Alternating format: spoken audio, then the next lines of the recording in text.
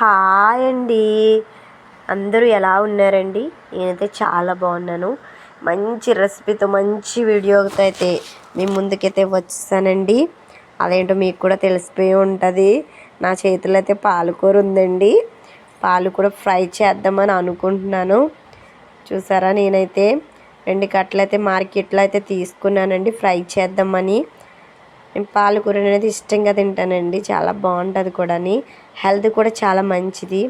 చూసారా, క్లీన్ చేస్తుంటే వేస్ట్ మొక్కలు అనేవి వచ్చినాయి చూసారండి. మనము ఫాస్ట్గా కోసేసుకుంటాము, ఎందుకంటే మనకి తొందరగా అయిపోవాలని. అలా కాకుండా అలా ఒక్కొక్కటి చూసుకుంటూ కోసుకుంటే మన ఆరోగ్యాన్ని మనమే కాపాడుకుంటాం కదండి. ఎందుకంటే దాంట్లో వేస్ట్ మొక్కలు అనేది ఉంటుంది. సో అట్ల వల్ల హెల్త్ ఇష్యూస్ కూడా వస్తాయి మనకి. కాబట్టి మనం చూసుకుంటూ అలా చిన్నగా కట్ చేసుకోండి ఫ్రెండ్స్, ఓకేనా. నేనైతే పాలకూర అయితే చేస్తున్నాను. చాలామంది పాలకూరలో పప్పు కూడా వేసుకుని యాడ్ చేసుకుంటారు. పప్పు అనేది నెక్స్ట్ ఫ్రై మీ ఇష్టం, ఏదన్నా చేసుకుంటారు. నేనైతే ఫ్రై చేద్దామని అయితే డిసైడ్ అయిపోయాను. నేను చూసారా చేస్తున్నాను కదా, అలాగైతే మీరు కూడా కట్ చేయండి. నాకైతే కత్తిపీటతోనే ఈజీగా అవుతుందని నేను ఎప్పుడు దాంతోనైతేనే కట్ చేస్తానండి. ఇదండి, దీంట్లో మెడిసిన్ అనేవి కొడతారు కాబట్టి మనమైతే 3 టైమ్స్ అయితే వాష్ చేసుకోవాలండి బాగాని. మెడిసిన్ దీనికి కొట్టేటప్పుడు మనము కొంతమంది అయితే వాష్ చేయకుండా అలాగే వండేస్తారు. కాబట్టి మనమండి చూసారండి, నేనైతే క్లీన్ చేసేటప్పుడు వేస్ట్ అనేది చాలా వచ్చింది. వేస్ట్ మొక్కలు 2 కట్టలు తీసుకొస్తే మాత్రం అయింది. ఇప్పుడైతే శుభ్రంగా క్లీన్ చేసుకుందాం. చూడండి, నేనైతే ఏ ప్రాసెస్లో అయితే క్లీన్ చేస్తున్నానో మీరు కూడా ఆ ప్రాసెస్లోనే క్లీన్ చేయండి. ఎందుకంటే చెప్పాను కదా, మెడిసిన్ కడతారని. మన ఆరోగ్యం మనమే కాపాడుకోవడం వల్ల వస్తుంది. దీనికండి ఆకుకూర అనేది కొంతమంది ఆకుకూర అంటారు, అలాంటిది ఏమీ లేదండి.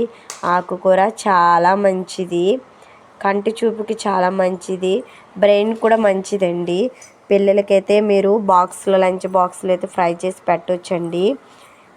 ఎందుకంటే పిల్లలకు కూడా గొమ్మని యాక్టివ్గా ఉండడానికి, తొందరగా రికవర్ అవ్వడానికి కూడా చాలా బాగుంటుంది. చూసారా, నేనైతే ఎలా వాష్ చేస్తున్నానో. మీరు కూడా ఏదైనా మూతుండి పెట్టుకుని కూడా మీరు వాష్ చేసుకోవచ్చు. నేనైతే ఇలా వాష్ చేసేస్తున్నాను, ఎందుకంటే మూత పెట్టుకోకపోతే అది కింద అనేది పడిపోతుంది. అయిపోయింది, ఇది పక్కన పడేసుకుని ఇంకా ప్రాసెస్లోకి అయితే స్టార్ట్ అయిపోదాం. మరి పదండి.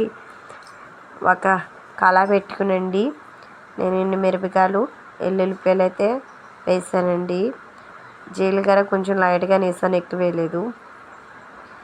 ఆయిల్ వీటెక్కిన తర్వాత వేయండి. అంతే, మూత పెట్టేసుకుందామండి. మూత ఎందుకు పెట్టుకుంటామంటే ఆకుకూర అనేది వేసిన వెంటనే చాలా ఎక్కువ పైకి అనేది వచ్చేస్తుంది. సో మనమైతే ఒక 5 నిమిషాలు అయితే మూత పెట్టుకుని ఉంచుకుంటే ఆకుకూర అనేది కిందకైతే వెళ్ళిపోద్ది. చూసారా అలా కిందకి వెళ్ళిందో. ఈ రెసిపీ అయితే చాలా సింపుల్ ప్రాసెస్లో అయితే చెప్తున్నానండి, తప్పకుండా ట్రై చేయండి. మీకు కంఫర్ట్, మీకు నచ్చింది అంతేనే లైక్ అయితే చేయండి, సబ్స్క్రైబ్ కూడా చేయండి. మూత అయితే పెట్టేసుకున్నామండి. ఇంకా క్లైమాక్స్ వచ్చేసింది. రెసిపీ చాలా సింపుల్ ప్రాసెస్లో అయితే మీకు చెప్పానండి. చూసారా, ఇంకా అవ్వాలి. ఇంకా 10 మినిట్స్ అయితే అయిపోద్దండి.